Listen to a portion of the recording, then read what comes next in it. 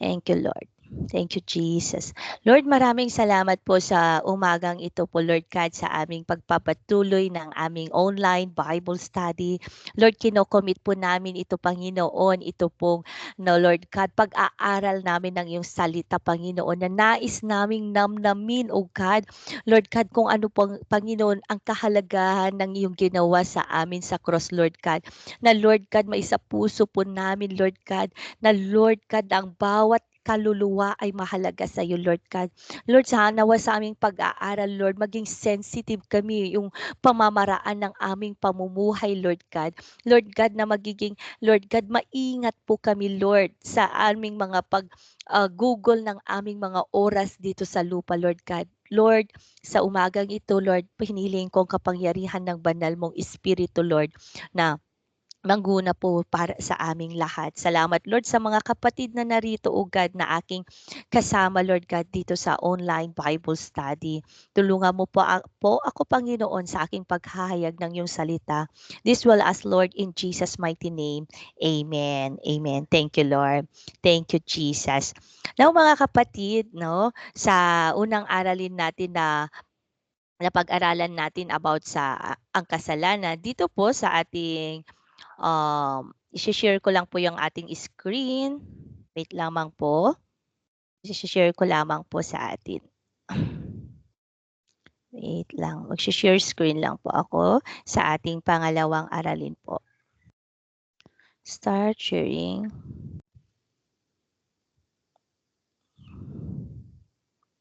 Wait lang.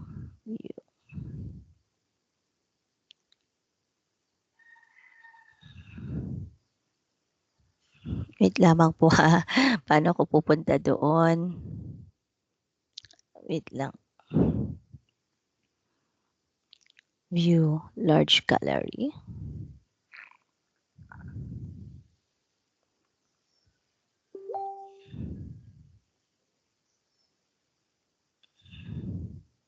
Wait lang mga kapatid, ano ko lang.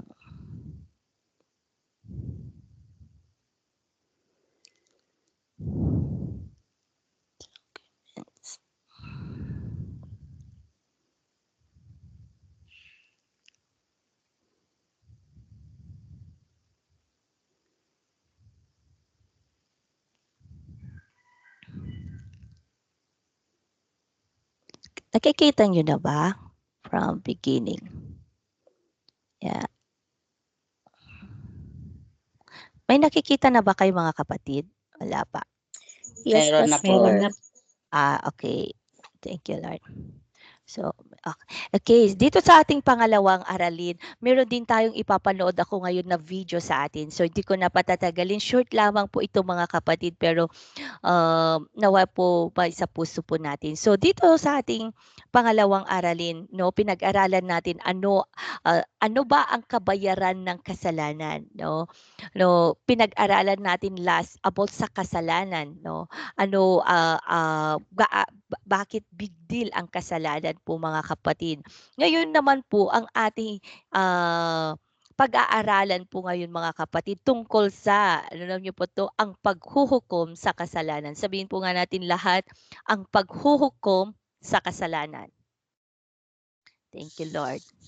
Ang paghuhukom sa kasalanan. Amen. At least confirm ko po na nandriyan po kayo. Amen. Bakit ko kayo pinagbabasa? Ayan, para alam ko na nariyan po kayo. Ha? Ang paghuhukom sa kasalanan. So, kapag pag sinabi po nating paghuhukom, no? Ano po yung napupunta po sa isipan niyo po mga kapatid, no? Si Kuya Geoffrey, kapag paghuhukom, ano Kuya Geoffrey yung unang napupunta po sa iyong isipan, kuya, kung ano ang paghuhukom? Sige nga po, para lang kuwan po natin. Paghuhukom. Screen. Ano diyan ba si Kuya Geoffrey? Show presentation. Ayan. Thank you, Lord. Paghuhukom. Wala si Kuya Geoffrey. Sa ating cut. Paghuhukom, adding cut. Habang chine-check ko yung kasi hindi ko makita yung mukha niyo. Mag-share nga kayo. Ano paghuhukom? Screenshot as par. Ayan, wala na. Ay naka-mute si Kuya Joffrey, sorry. Kuya Joffrey nagsasalita ka ba? Sorry, naka-mute siya. Kuya Joffrey, nagsasalita siya? Sorry ha, nag-ano ako. Wala akong marinig, wait lang.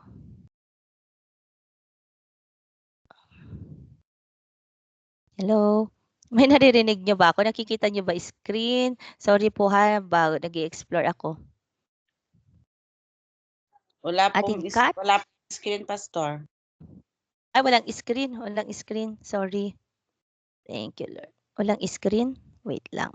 Baka natanggal yung share screen niya. Wait lang, sorry ha.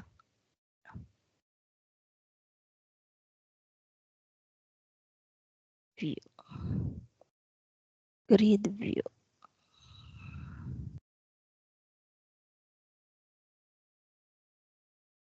Okay na po. Okay na po, Pastor, meron.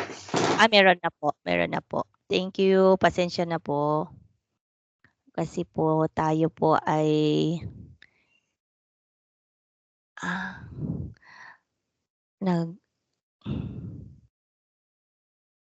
Okay na po.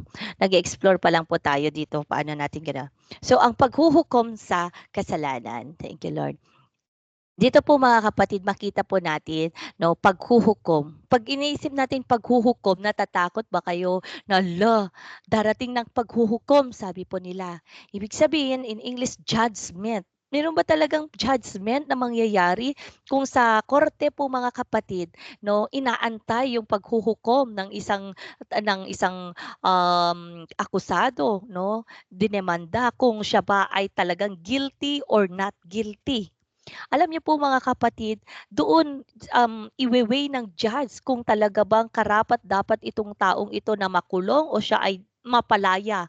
Alam niyo po sa ating buhay, darating din po ang panahon na tayo po pag ang buhay natin ay natapos na dito sa mundo, haharap na tayo sa paghuhukom. At kung nakikita niyo po diyan, ang pagsisisi ay laging nasa bandang huli. So, i-chat po natin diyan sa ating chat box, ang pagsisisi ay laging nasa bandang huli. So, bakit mga kapatid na ang pagsisisi ay laging nasa bandang huli? Akala kasi natin, alam niyo po ang deception ng kaaway. Dito sabi nila, magpakasaya ka na ngayon sa lupa, sa impyerno, walang alak doon. Gawin mo na lahat ang mga bagay na ito. Ano ang pakialam ng bawat isa basta masaya po tayo. Ganun po 'di ba ang ating mga katwiran sa mundong ito. At alam niyo pong nakakatakot, meron din nga po nagsabi sa akin, hindi daw siya natatakot mapunta sa impyerno. Grabe 'no? Hindi na siya daw natatakot, tanggap na daw niya kung punta siya ng impyerno. Kapatid ko, kung mapagsalitaan ka po ng gano'n, anong ang mararamdaman mo? Tanggap na daw niya kung na pupunta siya sa impyerno. Tignan po natin dito, nung ano po ang sinasabi ng salita ng Panginoon. Hebrew 9:27, thank you. Ading Gil, pabasa nga, Hebrew 9:27. Don't worry, very short lamang po ito mga kapatid. Hebrew 9:27.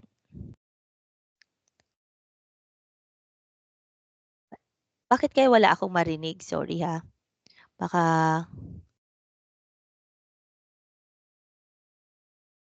sige, wala akong marinig. Siguro 'tong audio ko? Wait lang. Hindi siguro naka-enable, escape, sorry lang. Pati rin kanina wala akong marinig. Jesus. Turn off incoming change. Audio settings.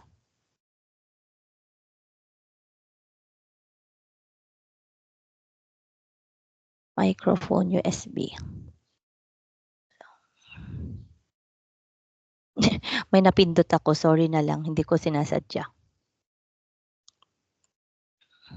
Nakikita niyo ba yung screen ko? Pasensya na ha, second time ko pa lang kasi itong gamitin. Opo, Pastor. Okay na ganyan. O mas maganda 'pag ganyan, thank you. Sabi dito, Hebrew 9:27, itinakda sa mga tao ang mamatay ng minsan at pagkatapos nito'y ang paghuhukom ng Diyos. So, maliwanag po mga kapatid na ang tao ay minsan lamang mamamatay, 'no, dito sa lupa at mayroong pangalawang kamatayan. Sabi dito, pagkatapos nito'y ang paghuhukom ng Diyos, 'no. Sa linggong ito, ilan ba yung alam niyo na namatay, 'no?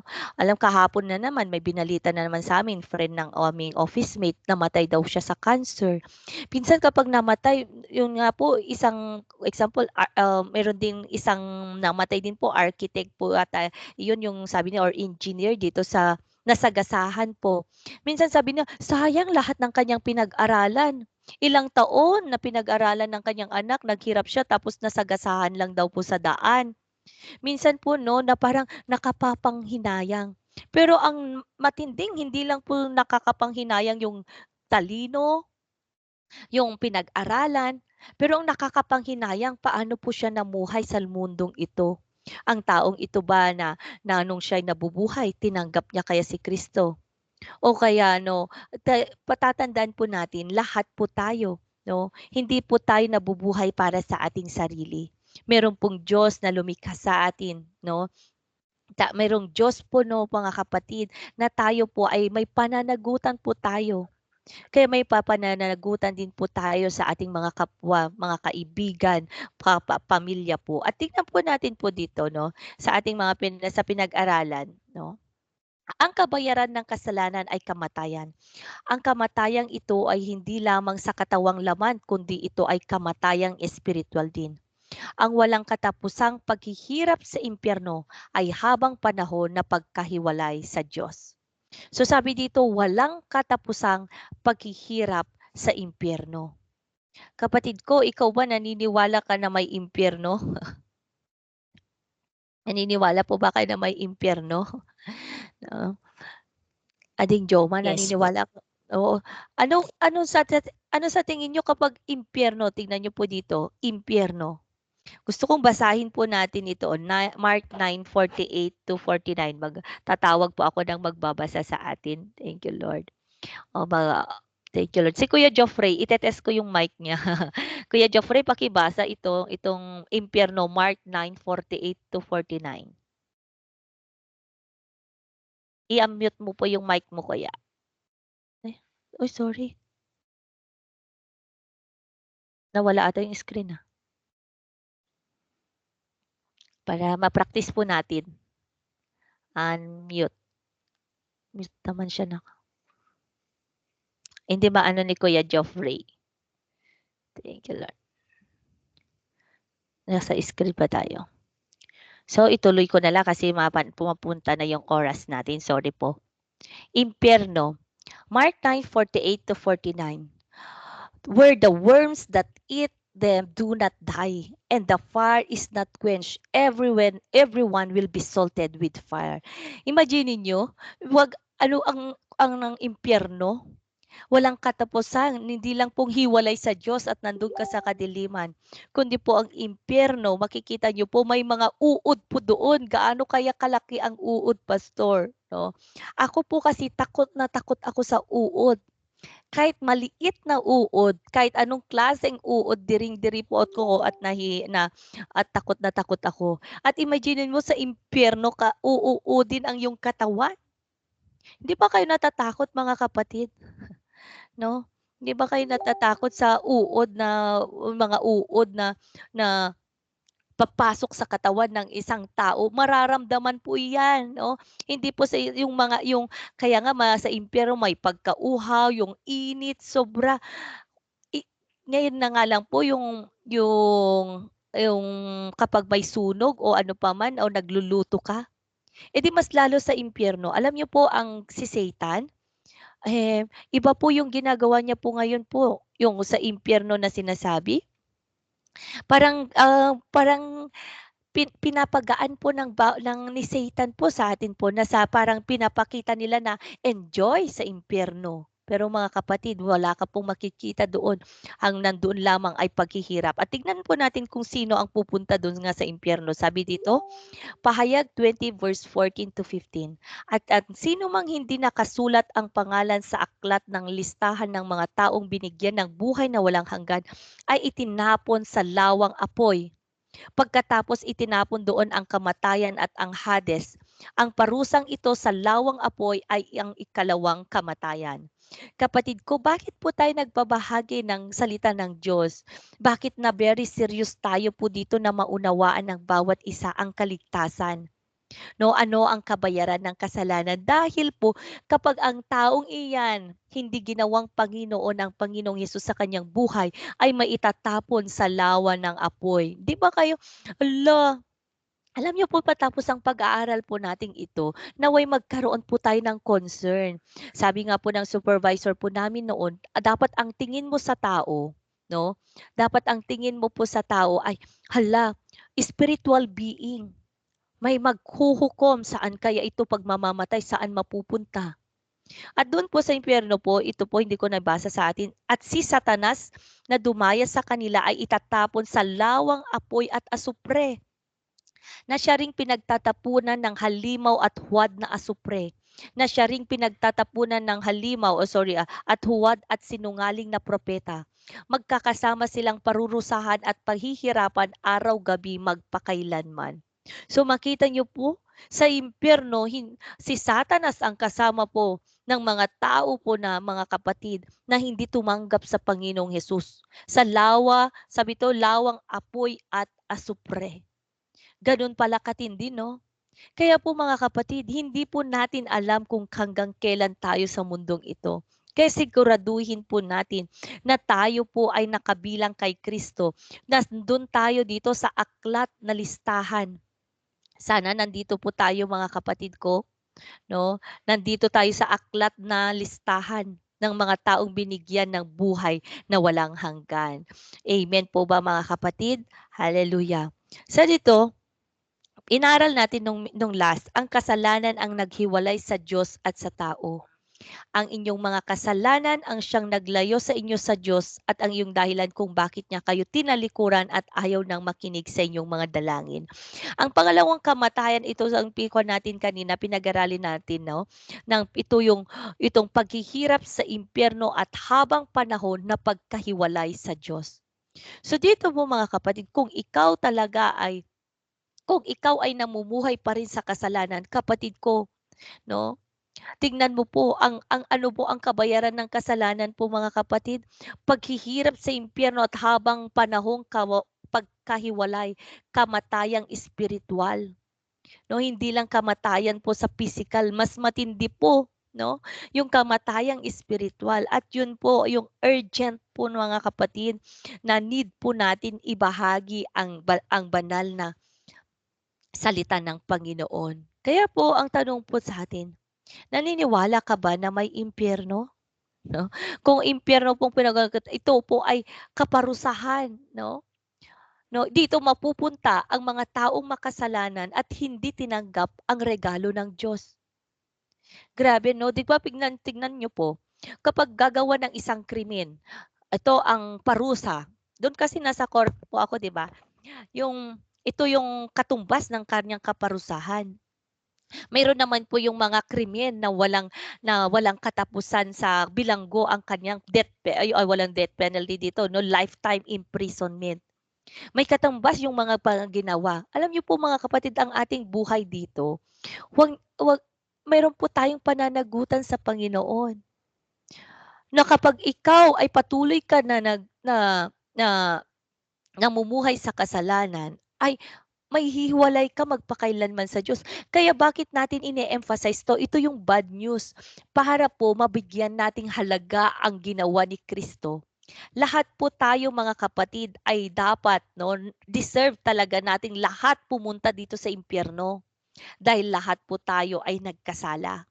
Kaya nga po mga kapatid, na laking pasalamat natin sa Diyos na tayo po ay kanyang iniligtas. Para hindi po para sa atin ito, para kay Satanas. no? At ang kanyang mga alipores dito sa lawa ng apoy po, hindi po yan para sa atin.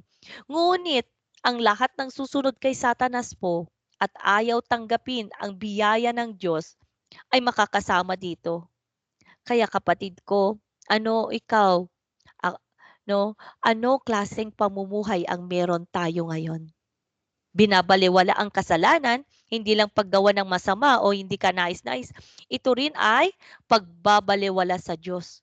Kaya kung binabalewala natin ang Diyos, alam niyo po ba, na yung kapatid ko na yung carnal Christian na tinatawag, nakakaano din po yun mga kapatid, no? Yung carnal Christian na tinatawag, ibig sabihin, hindi mainit, hindi malamig. Yung ba okay lang, sakto lang, kapatid ko. Hindi maliligtas ang malamig, o kaya sabihin na mainit, parang hindi malamig, hindi mainit, ang lukewarm Christian. Kaya po ito ang ating pagbulay-bulayan, mga kapatid ko. Bibigyan ko kayo ng assignment dahil wala na tayong time. Hopefully next meeting po ay gagawin po natin ito. Pero i-show ko lang po sa inyo para alam nyo po. Ito po yung assignment nyo po. I-share ko po sa atin. No? Tetest lang po natin ha. Itong kwan. Kung mapapakinggan nyo yung audio, assignment nyo na po ito. Totoo nga ba ang walang hanggang kamatayan? Yan ang tatalakayin natin ngayon sa Tanong ko lang po, narinig nyo ba yung audio ng video natin at nakikita nyo ba yung... Opo, Pastor. Opo, Ah, Pastor. Pero ay, hindi narinig. Ay, narinig lang, hindi nyo nakita yung video? Okay, wait lang ha. Itetest ko lang pero Ay, assignment nyo na po. meron na po. Meron na po. Ay, nakita nyo na tong lalaking gwapo? Nakikita nyo ba? Ay, hindi po, hindi po. Ay, hindi. Pastor. Sige, wait lang. I-stop sharing ko to. Switch screen. Switch. Wait lang. Itetest lang natin. Assignment nyo na po ito mga kapatid. Ayan, nakikita nyo na yung si Ian Akda, Okay po, Pastor. Nakikita na. yung lalaki. Opo, Pastor. Naka-block. Ayan. Si Ian. Totoo nga ba ang walang hanggang kamatayan? Ayan. Totoo nga ba ang walang hanggang Ayan. Yan po mga kapatid yung assignment nyo.